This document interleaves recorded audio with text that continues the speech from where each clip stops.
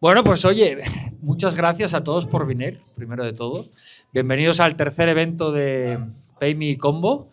Mi nombre, como ya sabéis, algunos, otros no, pero bueno, soy Ignacio Gaminde, cofundador de Combo, y hoy estamos aquí para hablar de generación, ventas y todo lo que nos traiga nuestro invitado Íñigo, que ahora se presentará. Yo soy Uriol Vincia, soy cofundador de PayMe y hoy no juega el Barça, o sea que es un buen día para hacer el evento, tampoco llueve, o sea que muy bien. Y nada, hoy queríamos hablar con Íñigo de ventas, que es lo que nos gusta, y primero de todo queríamos que te presentases y que nos explicaras cómo has llegado hasta Payhawk, un poco tu experiencia profesional y bueno, explícanos un poco lo que has ido haciendo estos últimos años. Muy bien, pues bueno, muchísimas gracias por la invitación. Un placer estar aquí. Como habéis dicho, soy Íñigo Aguirre, VP de Business Development en Payhawk. Voy a cumplir prácticamente 5 años en la empresa. Y nada, ¿cómo he llegado hasta aquí? Tengo que hacer memoria, pero en definitiva, pues llevo 8 años en Barcelona. Antes de venir a Barcelona no trabajaba en ventas. Antes pues estuve trabajando en Panamá, luego estuve en el sector de la logística y transporte, en empresas pues, típicas como un Decathlon o un Azcar que fue adquirido por Daxer. Ahí tuve la primera experiencia gestionando personas y me di cuenta en Decathlon, de hecho, que tú también vienes de Decathlon. Eso es. Y efectivamente ahí tuve la oportunidad de gestionar personas, gestionar un equipo de prácticamente 25 operarios de almacén. Me di cuenta que no quería trabajar en logística, pero me encantaba pues, gestionar equipos de personas, ¿no? Entonces hice un cambio muy grande a nivel profesional. Tuve un momento donde, pues, honestamente, no sabía a qué me quería dedicar, pero siempre me había gustado mucho, pues me encantaban las ventas, soy una persona muy sociable. En mi vida privada, pues también intentaba tener esos side hustles, ¿no? Y decidí, pues, venirme a vivir a Barcelona porque me encantaba la ciudad. Quería empezar en ventas y ya que empezaba en ventas, pues quería vender tecnología. Entonces empecé en una startup francesa que se llamaba Tiller. Nosotros digitalizábamos el punto de venta, las cajas registradoras, que antes eran las típicas cajas cuadradas blancas Casio, pues ahora vamos a comercios y restaurantes y vemos iPads, ¿no? Pues eso es lo que vendíamos. En Estados Unidos teníamos un competidor que es Square, que puede que os suene. Pues entonces nosotros queríamos ser el Square europeo. Yo entré en Tiller, éramos 3 empleados, entré como account executive llevando el ciclo completo y después de pues, 4 años era head of sales llevando el equipo de 90 personas en España y vino el COVID, os podéis imaginar la hostia que nos pegamos y vendimos la empresa, nos compró SumUp, que es una empresa de UK de pagos.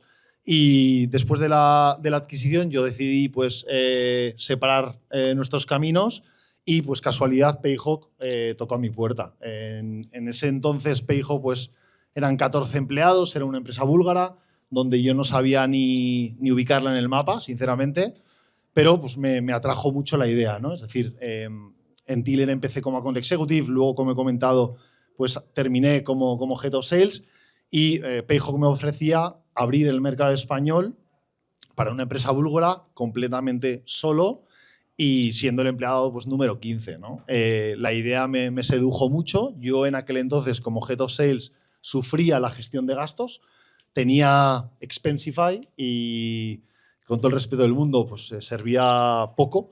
Y entonces la verdad que eso me llamó mucho la atención y decidí unirme a Payhawk hace 4 años y medio. Y ya pues hemos pasado de 15 a 450 empleados y concretamente en España pues estuve el primer año solo desde el cuarto de mi casa, que luego contaremos alguna anécdota.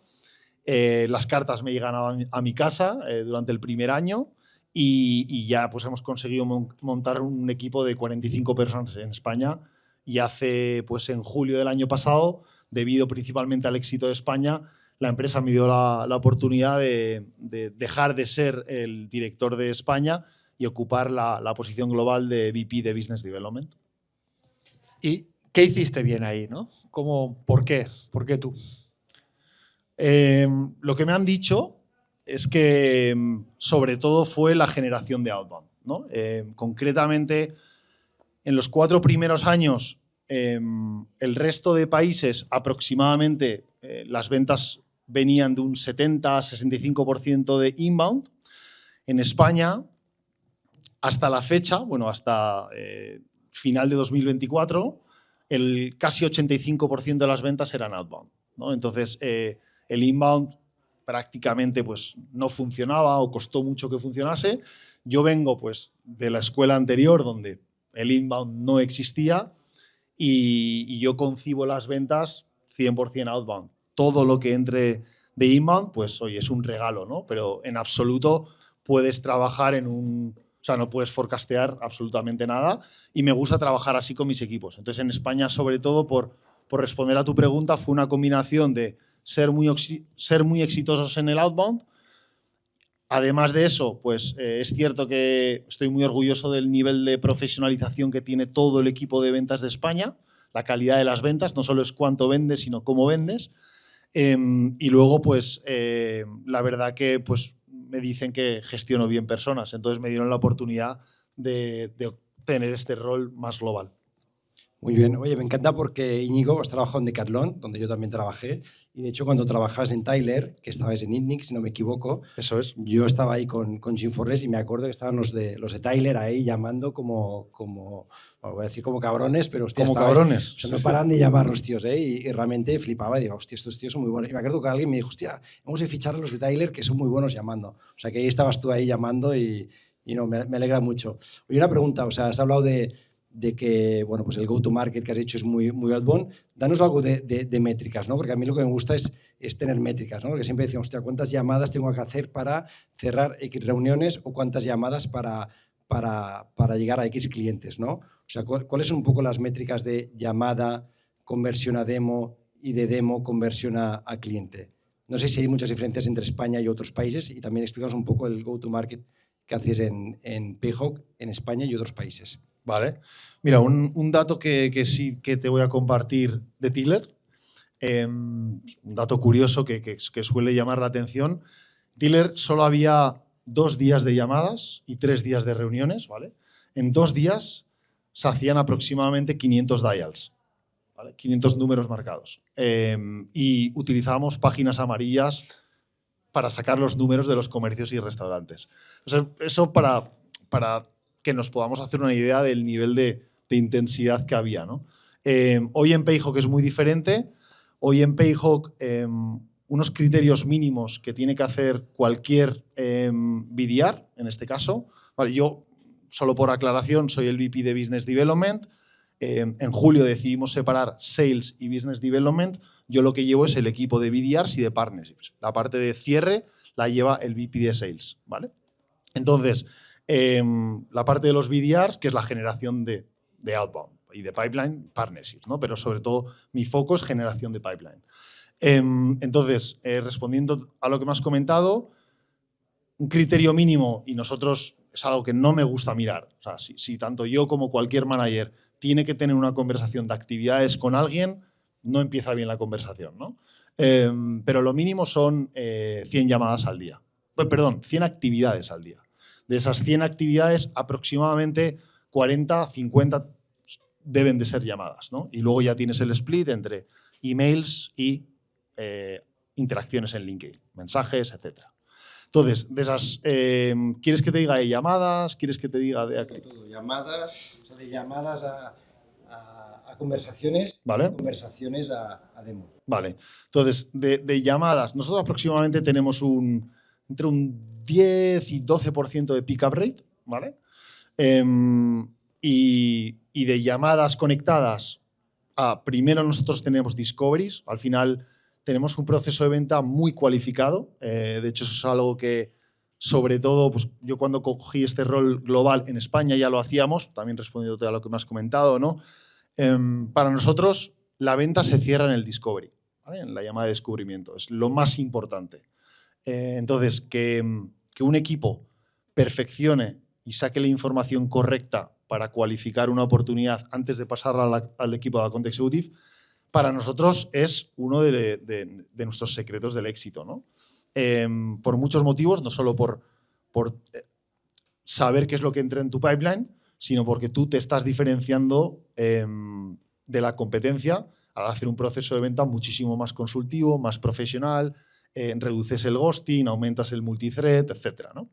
Entonces, de llamadas conectadas a discoveries, aproximadamente tenemos un 20%. Es decir, el 20% de llamadas que nos cogen quieren tener una reunión con nosotros. Sí. Pues está muy bien, ¿eh? O sea, 12% de pick-up rate. Correcto. De 100 llamadas, 12 cogen el teléfono. Y luego 20% ya cualificado. Y correcto. No, y del 20% que coge el teléfono, correcto, de todas las que cogen el teléfono, el 20% se quieren reunir con nosotros. De 100, 2. Correcto. de 100 que cogen el teléfono, 2, exacto. ¿Y cuántos touchpoints soléis hacer? O sea, ¿suele ser una llamada o suelen haber varios touchpoints antes de sacar esa reunión? No, nosotros por norma tenemos una… De hecho, hace un par de meses hemos conseguido… Nosotros tenemos como una broma dentro de la empresa que creamos best in class, lo que sea, ¿no? Pues las cadencias best in class, el perfil de LinkedIn best in class, ¿vale? Entonces hemos conseguido 2 reportes muy potentes y nuestras cadencias tienen 21 touchpoints. 21. Sí. O sea, son 21 touchpoints antes de poder sacar esa demo. Sí. No. La cadencia tiene 21 touchpoints. Nosotros solemos convertir en el número 11. Vale. Es decir, desde que tú tocas un lead hasta que lo conviertes o lo descualificas porque no has conseguido convertirlo, son 21 touchpoints en 14 días. Buena. Es mango, ¿eh? O sea, Hay días que tienes 3 toques. Vale, o sea, hay días que igual le mandas la invitación a LinkedIn, le escribes un correíto y por la tarde, oye, ¿has visto mi correíto? ¿No? Y de ahí ya has sacado 3 toques. Vale, y a nivel, por ejemplo, de los tiempos medios entre el primer toque y sacar la demo, más o menos. El tiempo medio es nosotros convertimos en el toque número 11. ¿Pero cuántos días pasan, más o menos? Sí, por ahí, sí. Está bien, está muy bien. ¿Y el ticket medio? El ticket medio no te lo puedo decir. Vale.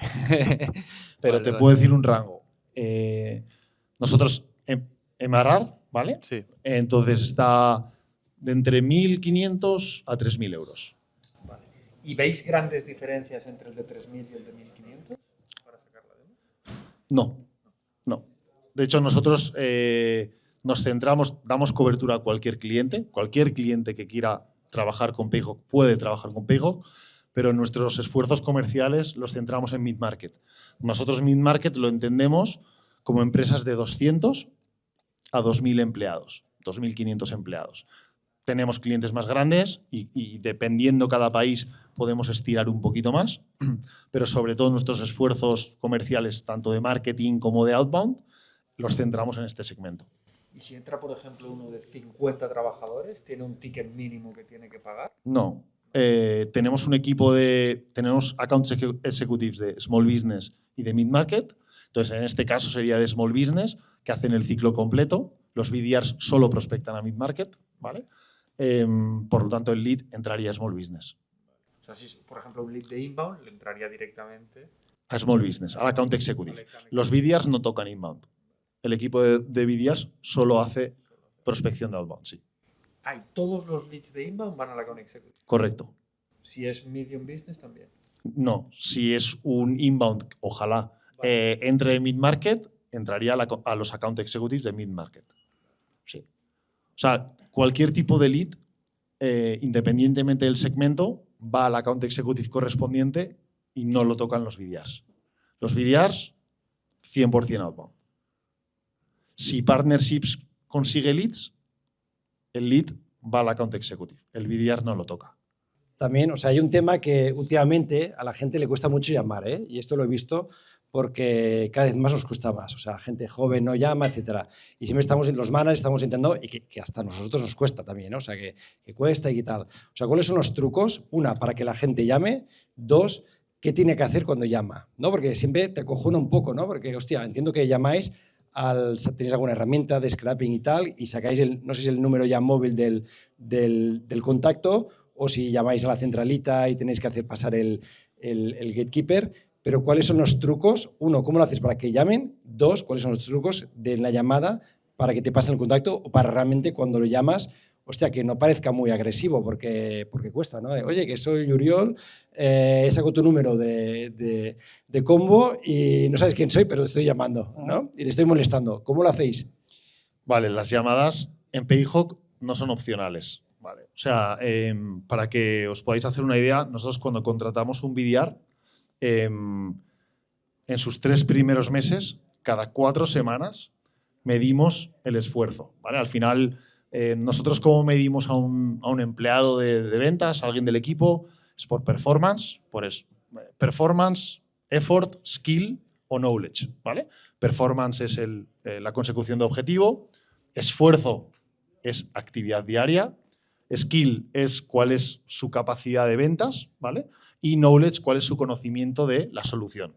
Entonces, ¿cómo puedes medir una persona que acaba de entrar en Payhawk durante los 3 primeros meses? A mi modo de ver, solo de una, y es el esfuerzo.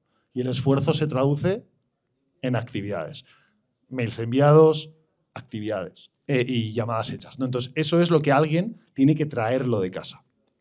Si nosotros, por los motivos que sean, vemos que esa persona pues, no está poniendo de su parte lo que tiene que poner independientemente del coaching y del enablement que nosotros pongamos de nuestra parte, pues no hay un fit, ¿no? Entonces ya sí que tenemos un filtro muy potente en primer mes, primeros 2 meses. Entonces ya todas las personas que están en el equipo saben lo que hay, ¿vale?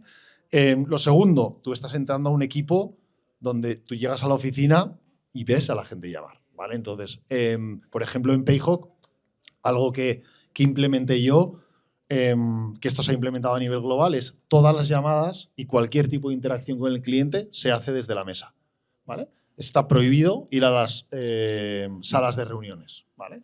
Hacer una demo con un cliente, hacer una discovery con un cliente, hacer el call. Todo se hace desde la mesa. Evidentemente, tenemos que invertir en buenos cascos donde aíslen el ruido para no molestar al prospect, pero todo se hace desde la mesa, ¿no? Esto es algo que todo el mundo odia.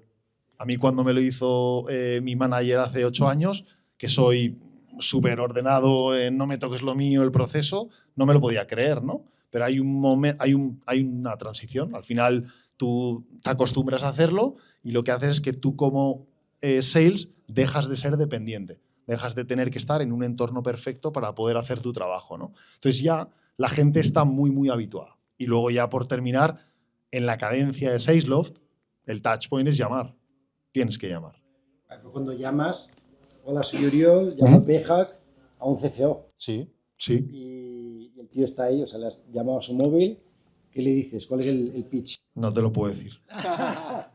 Lo que te puedo decir es que nosotros proporcionamos un playbook, ¿vale? Muy extenso a cada rep. En mi caso, cada BDR de la empresa tiene un playbook donde tocamos todo. Tocamos desde el script de call, el script de discovery, cómo gestionar las objeciones, unas battle cards, absolutamente todo.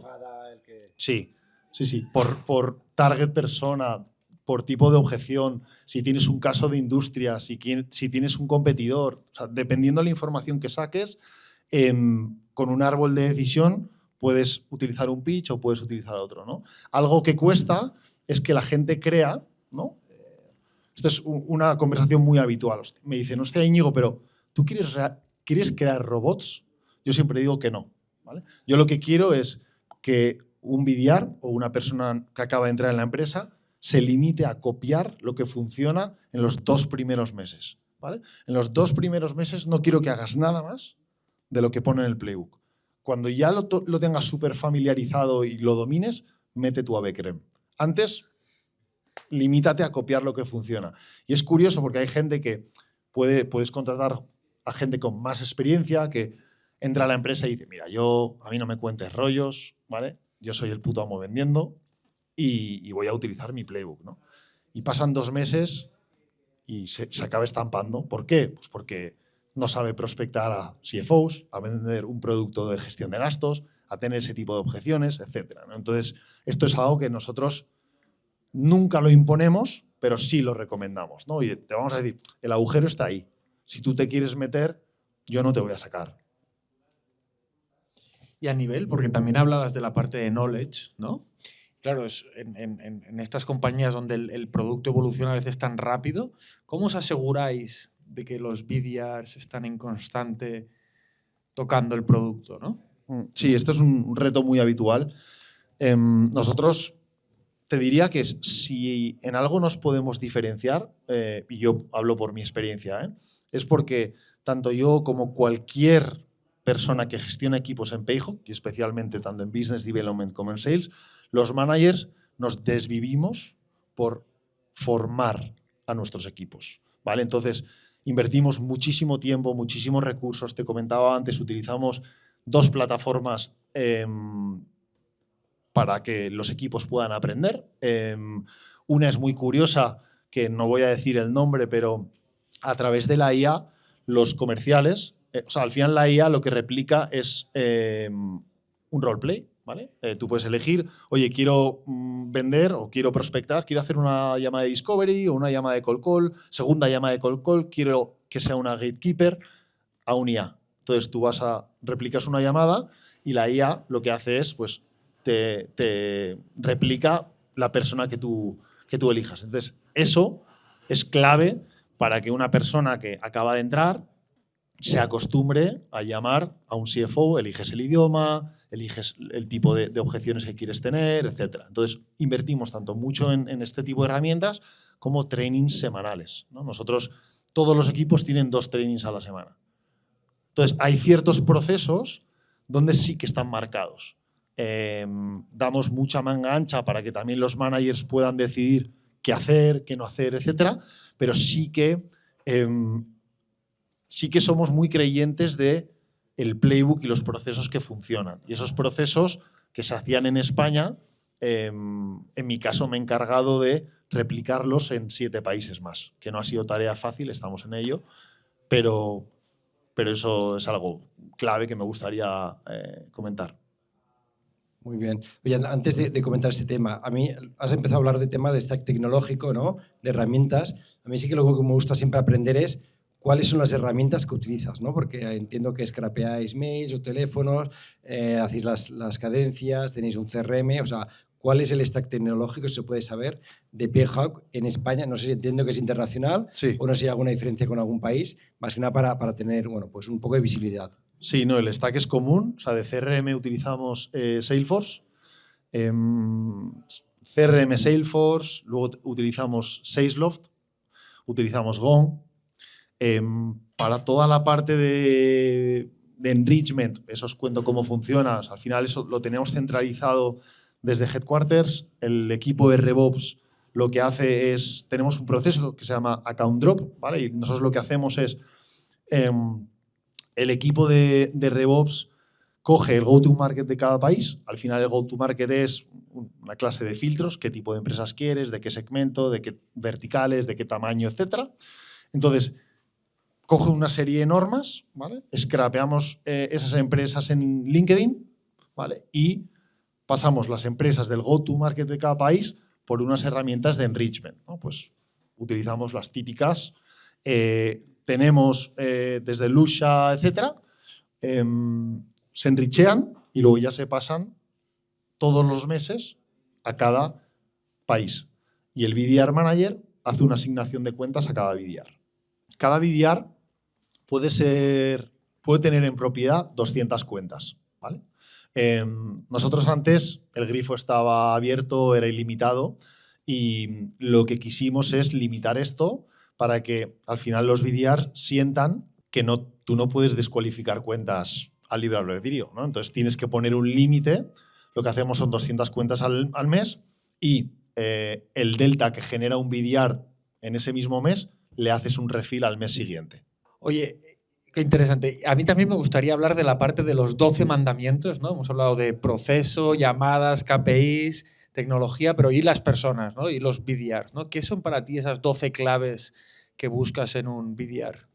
Pues los 12 mandamientos, esta es una presentación que en definitiva pues creé, hay partes que las he cogido de profesionales de ventas, otros de algunos libros y otros de mi propia experiencia, donde teniendo en cuenta que nosotros principalmente contratamos BDRs que en muchos casos son personas con poca experiencia o que tienen experiencia en una venta más tradicional, pero que no han trabajado en tecnología, perdón.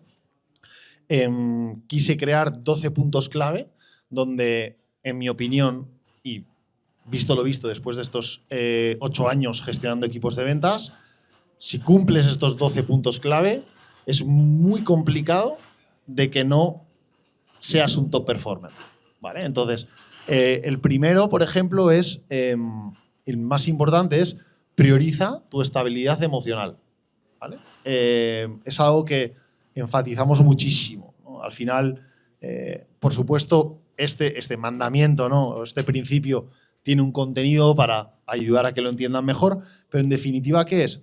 Ni celebres las victorias demasiado, ni te hundas, ni entres en depresión porque no llegas a cuota un mes, ¿no? Ni somos tan buenos cuando cerramos, ni tan malos como… Correcto, ¿vale? Es decir, que tengas esa estabilidad emocional, intentes pues ser muchísimo más constante con tus emociones, ¿vale?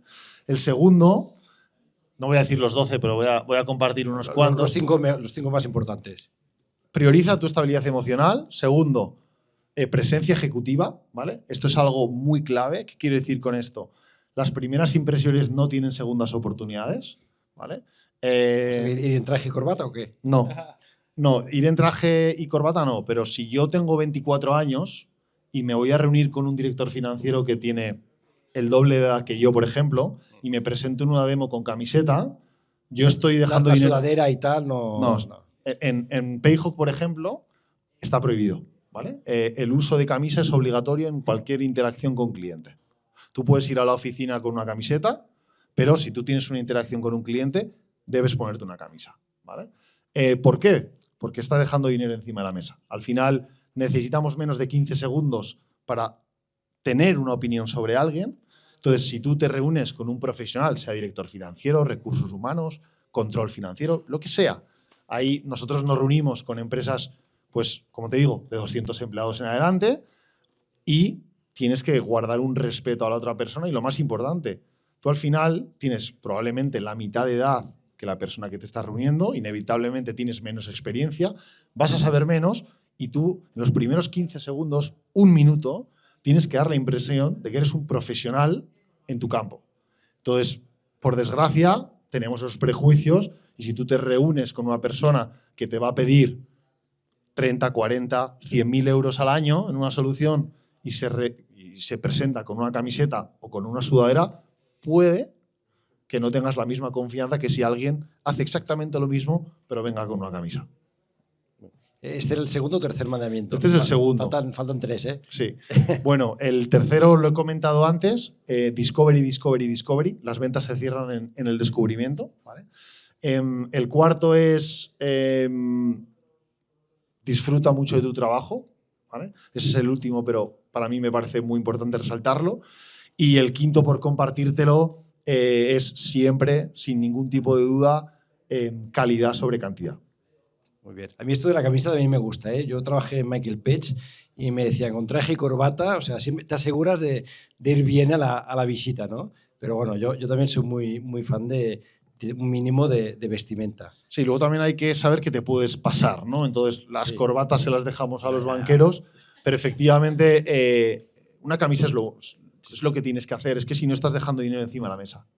Muy bien. Has hablado de fichar a gente y dices, hostia, ficho a gente joven, ¿no? Que tienen poca experiencia y, hostia, ¿cómo lo detectas en una entrevista, en un currículum, que esta persona puede ser para Payhawk? Porque, hostia, al final, o sea, cuesta ya fichar a BDRs, cuesta fichar a gente que llame, porque hoy en día la gente joven no quiere llamar. Hostia, ¿cómo los consigues? ¿Cómo los contratas? ¿Cómo detectas que este perfil va a ser un buen perfil? Porque es algo que, hostia, para mí es la parte más importante, porque en el momento que fichas bien, lo tienes asegurado, pero si no fichas bien, hostia, la cagas. Sí, completamente. De hecho, yo creo que uno de mis mayores aprendizajes en Payhawk ha sido este, ¿no? Creo que los mayores errores que he cometido fue en el primer año contratar mal. Y contratar mal no me refiero porque las personas fuesen malos trabajadores, sino porque contraté a la persona que no necesitaba en ese momento para esa necesidad, ¿no? Entonces, ¿cómo nosotros lo hacemos? Tenemos, por supuesto, un proceso muy definido con unas características, son 5 características clave que tiene que tener cualquier persona que entre en el equipo.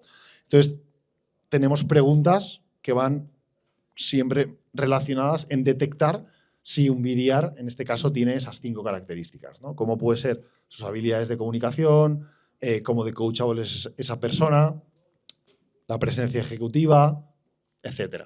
Entonces, desde una serie de preguntas hasta un roleplay, pues, y varias fases, nosotros al final de 3 interacciones con la persona tenemos que estar en una posición para saber si creemos que la persona va a poder exitosa o no. ¿Y en la entrevista le decís que va a hacer 50 llamadas al día? Sí. De hecho, No se asusta, no se van de... eso es lo que quiero. De hecho, si puedo compartir un aprendizaje, ese es el más importante. Nosotros, cuando tenemos una necesidad de contratar, a mi modo de ver, el mayor error que puedes cometer es pintarlo bonito, ¿vale? ¿Por qué? Porque no es bonito. Entonces, yo lo que no quiero es que la persona que entre en mi equipo entre con unas expectativas equivocadas.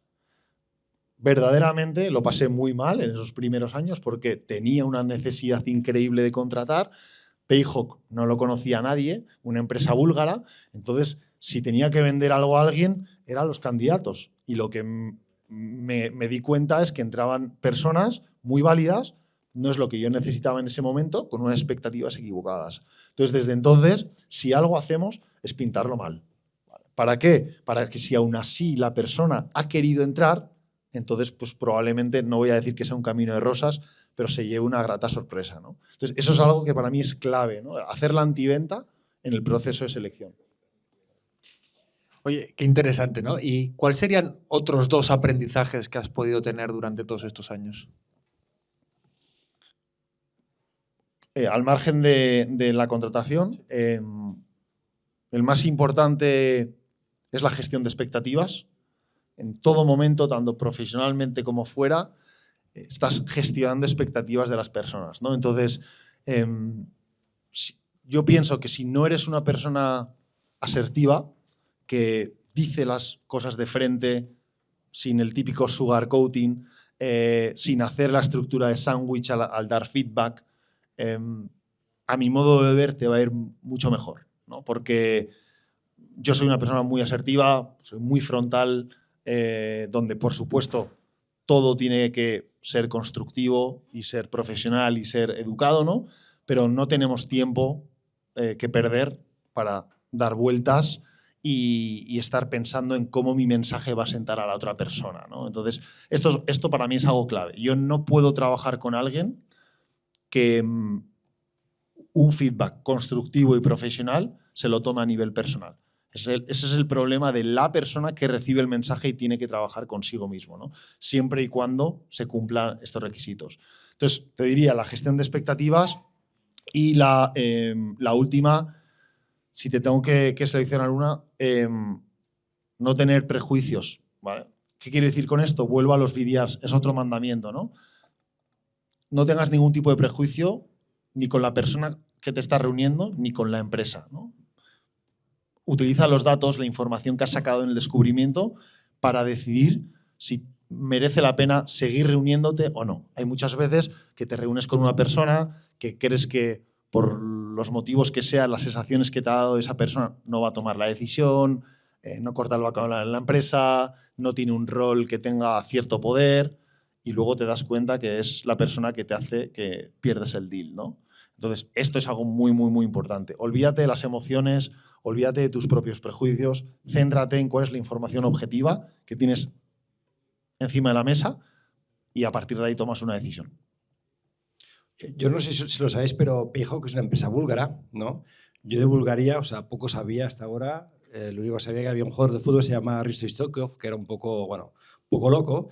Y claro, hostia, no me imaginaba que, o sea, te conocía a ti y me dijiste, no, trabajo en Payhawk, que es una empresa búlgara, unicornio. O sea, flipaba. Y ahora flipo porque, coño, está todo súper, no sé, procesado, ¿no? O sea, lo tenéis todo muy bien organizado. Explícanos un poco cómo es trabajar en una empresa búlgara cuando vas ahí a hacer los team buildings y todo esto, cómo son por ahí. ¿Están tan locos como Risto Stoichkov? No, pero no sé si os acordáis, era un jugador de fútbol que pisaba al árbitro, que se pegaba, o sea, era la hostia. Explícanos un poco cómo son los búlgaros. Lo que te puedo decir es que si vais a Bulgaria y decís que vivís en Barcelona o sois de Barcelona, os vais a ganar a todos los taxistas, ¿vale? O sea, porque están locos con Stoichkov. Entonces, sí, yo tampoco, como he comentado antes, no sabía ni poner Bulgaria en el mapa. Entonces yo entré en Payhawk y empleado número 15. Entonces me dieron un portátil que todavía lo conservo, que las teclas están en cirílico, ¿vale? O sea, lo cambié hace unos meses. Inevitablemente conectaba un teclado de aquí, pero entonces eso fue algo que me impactó, ¿no? Me dieron un portátil en cirílico, no teníamos ningún tipo de recurso para más. Me dijeron, bueno, chaval, vete a abrir España. Entonces, es tal cual. Entonces es gracioso, ¿no? El portátil en cirílico, que yo estaba en mi cuarto y decía, ¿dónde te has metido? O sea, evidentemente, cuando tú prospectabas en España, en absoluto podías decir que Payhawk era una empresa búlgara, ¿no? Entonces, ahí decidimos, por ejemplo, registrarnos en UK para poder levantar capital, yo de broma, cuando me preguntan ¿de dónde eres? Ahora ya lo digo con orgullo, ¿no? Pero antes decíamos yo decía que éramos ingleses por papeles y búlgaros de corazón, ¿no? También para poder quitar esos prejuicios que tenemos, cómo vas a trabajar con una empresa fintech, cómo vas a dar las tarjetas de la empresa que es búlgara. Hoy en día, pues todo ha cambiado. Colaboramos, por ejemplo, con JP Morgan, ¿no? Entonces, ¿qué es trabajar con una empresa búlgara?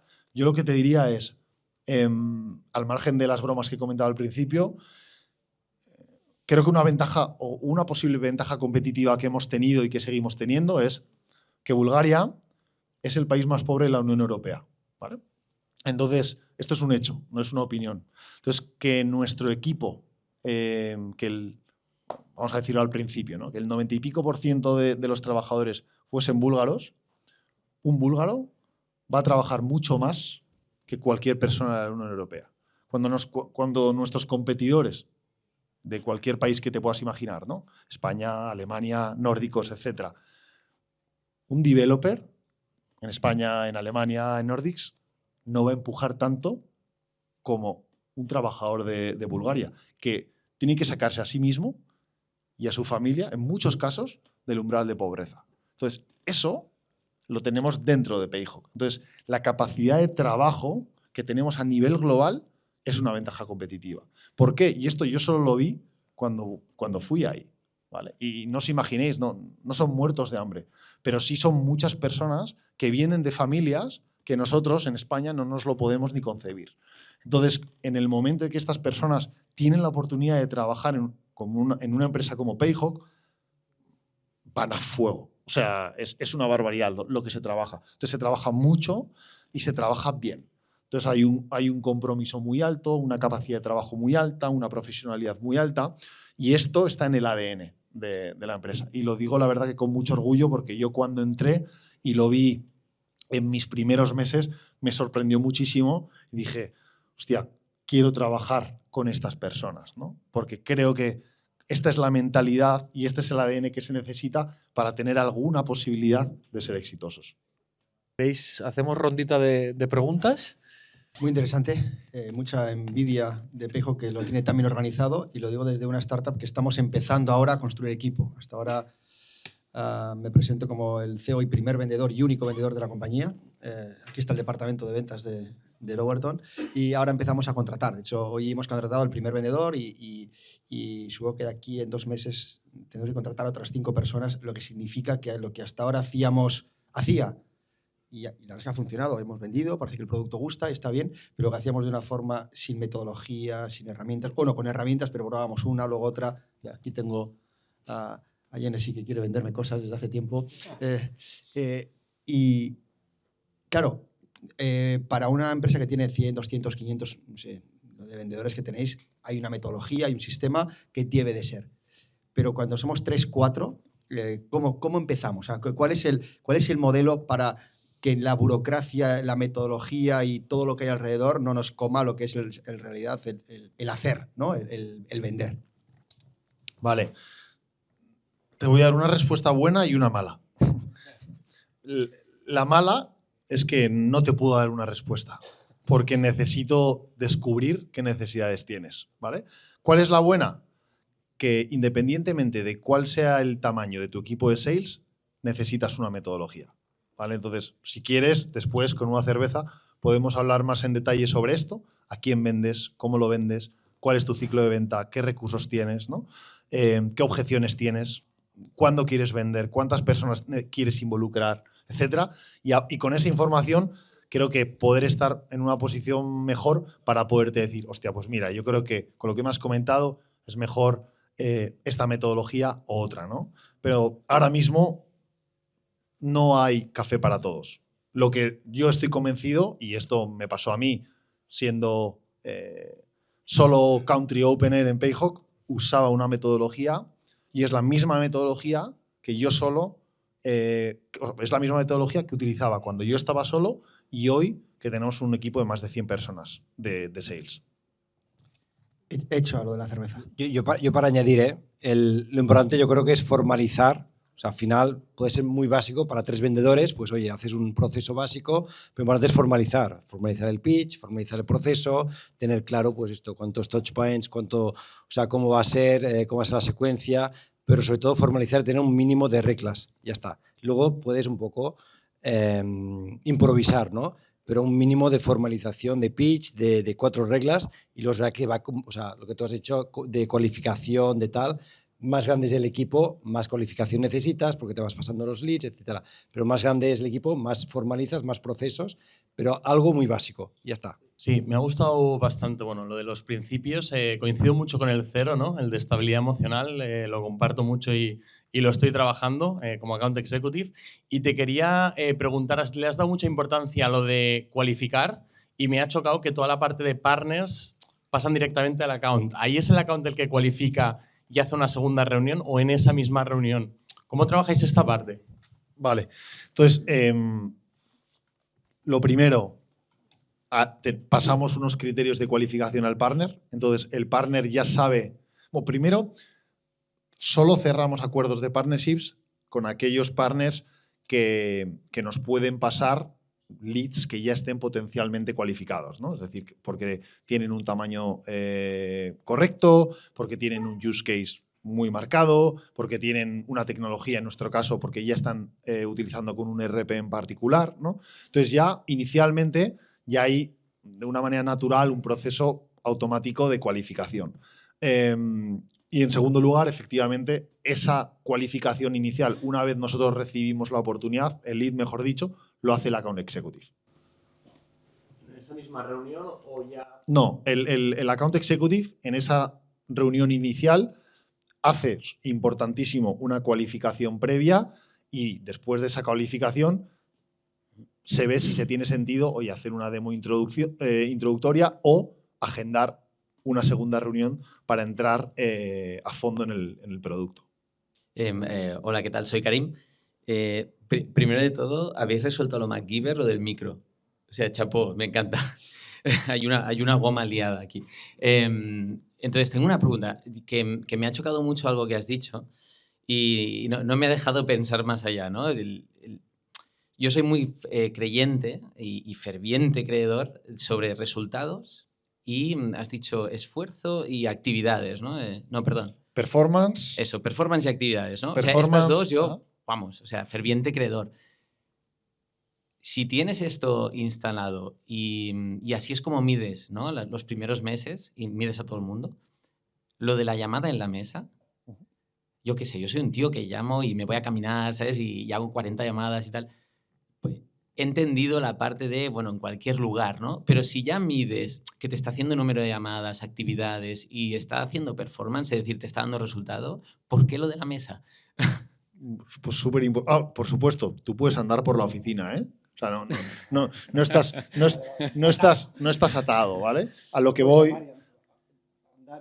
Claro, por supuesto. O sea, lo que he querido decir es que de manera natural tú lo que evitas es estar en tu zona de confort, o sea, perdón, salir de tu zona de confort y si quieres tener una interacción con un cliente te metas en una sala de reunión. ¿Para qué? Porque no tienes ruido de fondo, para que no te puedan escuchar. Entonces, respondiéndote, ¿por qué es importantísimo que todo el mundo lo haga en el espacio donde todos estamos? Por supuesto, puedes andar, caminar, etcétera. De hecho, por darte otro dato, nosotros tenemos standing desk, ¿vale? Y en los sprints de llamadas, los standing desk es muy recomendable que estén arriba. ¿vale? Y cuando tú tienes una reunión con un cliente, no la hagas sentado. ¿Por qué? Porque tu lenguaje corporal y cómo tú vas a afrontar esa llamada es muy diferente a que si la haces sentado, ¿vale? Pero bueno, comentándote por la curva de aprendizaje de todo el equipo. Tú ahí solo estás pensando en ti, en tu llamada, en cómo lo vas a hacer. Pero si tienes 4 personas nuevas en el equipo y no tienen la oportunidad de escucharte, que además tú eres el top performer, ¿vale? ¿Cómo va a mejorar el equipo? Entonces, al final, algo muy importante y que lo tenemos en la cultura de Payhawk y sobre todo empezó en España, diría, es la cultura del feedback de transparencia radical. ¿Vale? ¿Esto qué significa? Que si tú haces una llamada con un cliente o haces una discovery o haces una demo, ¿no? Y no lo has hecho bien, en el equipo te lo van a decir. ¿Vale? Te lo van a decir. Un compañero ahí no nos vamos a un Skype booth o nos tomamos un café. Karim, me has dicho, ¿no? Sí. Te va a decir, Karim, esa llamada ha sido malísima. Por A, por B, por C. Nos vamos a reír juntos, ¿no? Pero quitas ese roce, quitas ese... Hostia, pero ¿por qué me estás diciendo esto, no? La gente, en definitiva, no te quiere dar feedback. ¿Por qué? ¿Para qué te voy a dar feedback? Yo no gano nada dándote feedback. Pero darte feedback es lo más altruista que hay. Sí, eso sí, yo si te doy feedback es porque me estoy preocupando de ti, porque quiero que hagas mejor trabajo, etc. Entonces, si tú individualmente decides perder esa oportunidad porque te metes en esa sala, no solo estás evitando formar a los nuevos, sino tú mismo te estás impidiendo recibir feedback del equipo. ¿A cambio de qué? De hacer tu trabajo con todo el equipo. O sea, que das y recibes, ¿no? Porque tú enseñas con tu llamada porque eres el top performer y además recibes y lo has hecho mal, con lo cual es altruista y egoísta al mismo tiempo. Y yo creo que hay otra cosa, que es que al final los equipos en general, ¿no? Los de ventas y todos, pero son sistemas, ¿no? Entonces son como sistemas vivos. Entonces el hecho de que la gente esté ahí llamando hace que el otro diga, hostia, ¿qué cojones? ¿Por qué no estoy yo también llamando? ¿Sabes? Exacto. Y yo creo que esto la gente como tú, ¿no? Que probablemente sois muy explosivos y tal y no sé qué, coño, aportáis mucho al equipo porque generalmente no todo el mundo es así. Entonces hay gente que necesita ver a otra gente llamando para motivarse. Y al que no le mola nada, porque también los hay de decir, no, yo es que, o al phone buxonal, lo que hace es que si empieza a haber más gente como él, acaban bajando el nivel de energía del equipo. Y esto yo lo he visto en equipos de una para otra girarte y decir, pero ¿qué coño ha pasado? O sea, pero si esta empresa, si esto aquí era Radio Patio y ahora no habla nadie, ¿sabes? Y da vértigo, ¿sabes? Algo que me gusta comentar mucho es que la cultura de un equipo se ve cuando el manager no está. ¿Vale? Entonces, eso es súper importante. ¿El equipo está llamando y hace lo que hay que hacer cuando está el manager? ¿O el manager está enfermo, está en una reunión con un cliente, o por lo que sea, no está en la oficina? El equipo toca sprint y se llama. ¿Sabes? Eso ahí es cuando se mide de verdad y es para mí la prueba de algodón, ¿no? Cuando tú no estás, o yo muchas veces digo a mi equipo directo de managers, estate 3 días sin ir a la oficina, trabaja desde casa, ¿vale? A ver cuál es la prueba. Voy yo o va otra persona, ¿no? Se llama, no se llama, se cumple con los procesos, pero sobre todo esto es la curva de aprendizaje y lo que ha comentado Ignacio es literalmente cuál es la energía que hay en la oficina, ¿no? Y es clave. Oh, brutal, compro, ¿eh? Bueno, pues muchas gracias por la presentación. Bueno, lo primero que admiro mucho que hayas visto Payhawk cuando eran 14 empleados, porque ahora quizás todo el mundo lo ve y parece más evidente, ¿no?, que empresaza, pero bueno, imagino que cuando entraste tú eso no era así, podía ser como cualquier otra empresa que ahora tiene 14, ¿no?, y lo genuino es verlo. Bueno, pero mi pregunta iba en las líneas de la conversión del outbound. Entonces tenéis una conversión altísima, como habías dicho, de cada 5 que te cogen, 1 pues sigue adelante. ¿Esto de seguir adelante consiste en una demo o...? Ese seguir adelante consiste en tener una llamada de descubrimiento donde el BDR se reúne con la empresa, puede ser una persona, 2 personas, no más, generalmente en esa primera inicial, y se hace una labor de efectivamente cualificar la cuenta.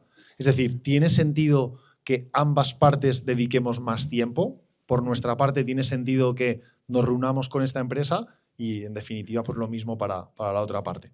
Vale, bueno, entonces mi pregunta venía, ¿en qué medida se podría precualificar mejor con datos para aumentar o quizás poder descartar de forma anticipada pues, empresas que quizás no puedan ser fit?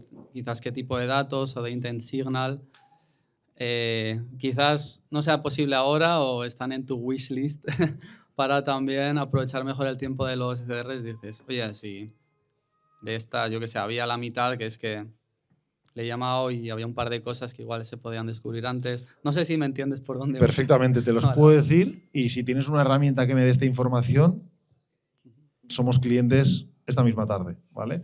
Entonces, nosotros, ¿cuáles son los datos más importantes? Pues, por supuesto, industria, número de empleados, que sea fiable, ¿vale? Porque al final esto es muy complicado que esté bien. Y luego ya entras en, por ejemplo, número de... Bueno, nosotros no lo he explicado, voy a aprovechar. Payhawk es una herramienta, es una solución de gestión de gastos de empresa, donde eliminamos todos los procesos manuales de la gestión de tarjetas de empresa, notas de gasto, gestión de facturas, gestión de proveedores, transferencias bancarias, etcétera, ¿vale? Entonces, ¿por qué te he dicho esto? Porque necesitamos datos que estén alineados con estas propuestas de valor que te he comentado. Necesitamos saber cuántos empleados, por ejemplo, tienen gastos de empresa, cuántos empleados adelantan dinero, cuántos empleados tienen tarjetas de empresa, cuántas facturas gestiona la empresa. Y no solo esto, sino lo más importante, qué pains tiene la empresa por estar gestionando esto manualmente, sin herramientas, con herramientas desconectadas, en diferentes países, con sociedades o entidades con diferentes divisas. Hay un proceso de cualificación muy extenso donde nosotros utilizamos una metodología que se llama SPICED. Entonces sacamos la situación, los pains, el impacto, proceso de decisión, competidores, etc. Sí, la metodología la conozco. De hecho, Adrián Alarcón, no sé si... Muy bien. ¿No? Sí, sí. Es excompañero y amigo. Sí, sí, pues también trabajó conmigo. Vale, en cuanto a los datos, he entendido bien lo que buscáis, vuestras métricas para cualificar. Entonces entiendo que hay un threshold por debajo del cual que no tendría sentido Payhawk, quizás. Quizás hay también datos que podrían directamente descualificar la empresa o dices, no sé, cualquier tipo. Sí, un dato que pueda descualificar la empresa. Ahí, dependiendo el uso que la empresa le dé a las tarjetas corporativas, por compliance no podemos dar servicio, por ejemplo, ¿vale? Por ejemplo, si hay empleados que utilizan las tarjetas corporativas para apuestas, no os podemos dar servicio, ¿no? Hay industrias mucho más controvertidas, pero te puedes imaginar. Apuestas es una típica. Vale, bueno, veo que los datos sí que son porque no se pueden encontrar fácilmente. No. Hay que llamar. Por desgracia, no. Si nos puedes ayudar con esto, estamos encantadísimos. Le voy a dar una vuelta. Sí. Otra forma también de aumentar la conversión es encontrar más datos, ¿no? Porque 5-1 es de los teléfonos encontrados. Si encuentras más, pues también se puede aumentar un poco ahí. Sí. A ver cómo te lo explico. Nos vamos a poner en situación, ¿no? En equipos de alto rendimiento como estás liderando, ¿qué porcentaje o qué herramientas tienes para que sean completamente o 100% saludables? ¿Ves por dónde voy? Define saludable. Vale. Por ejemplo, que no se agobie, que no se desmotive, que no tenga una pérdida de memoria, en algunos casos, porque se descentra, por lo que sea. ¿Vale? Entiendo que las 200 llamadas que tiene que hacer al mes, si no me equivoco, No, al día. 100 actividades de media al día. 100 actividades al día, ¿vale? Sí. Esto, evidentemente, es un estrés importante para la persona, ¿no? Entonces, ¿cómo o qué herramientas utilizas, o si utilizáis alguna o no utilizáis ninguna, para prevenir un problema que es la salud mental? Pues me alegro que me hayas ayudado con esa última palabra. Todos los trabajadores de Payhawk España, por ejemplo, utilizamos Alan como seguro de salud y Alan nos proporciona un servicio de salud mental. Sí, por ejemplo. Vale.